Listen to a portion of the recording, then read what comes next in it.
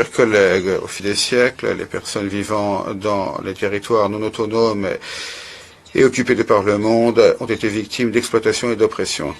La colonisation, sous quelque forme que ce soit, et l'occupation étrangère aboutissent souvent à l'exploitation de ressources naturelles, ce qui rend les économies locales dépendantes et sous-développées.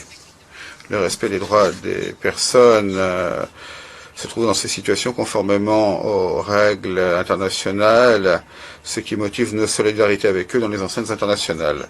Nous devons faire en sorte que leur voix se fasse entendre, que leurs droits soient respectés et que leur culture soit préservée.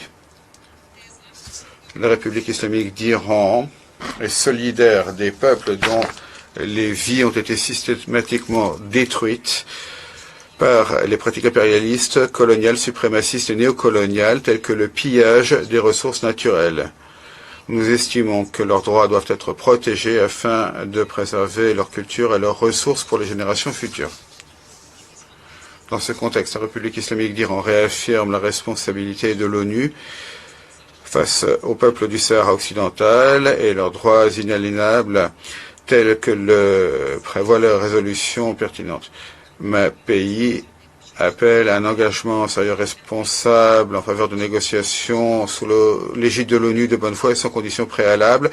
Ce doit faire preuve toutes les parties conformément à la Charte des Nations Unies pour assurer le succès du processus de négociation en cours pour parvenir à une solution politique juste, durable, inclusive et mutuellement acceptable. La République islamique d'Iran encourage toutes les parties à poursuivre un dialogue constructif et la coopération les unes avec les autres et avec le secrétaire général et son envoyé spécial pour le Sahara occidental.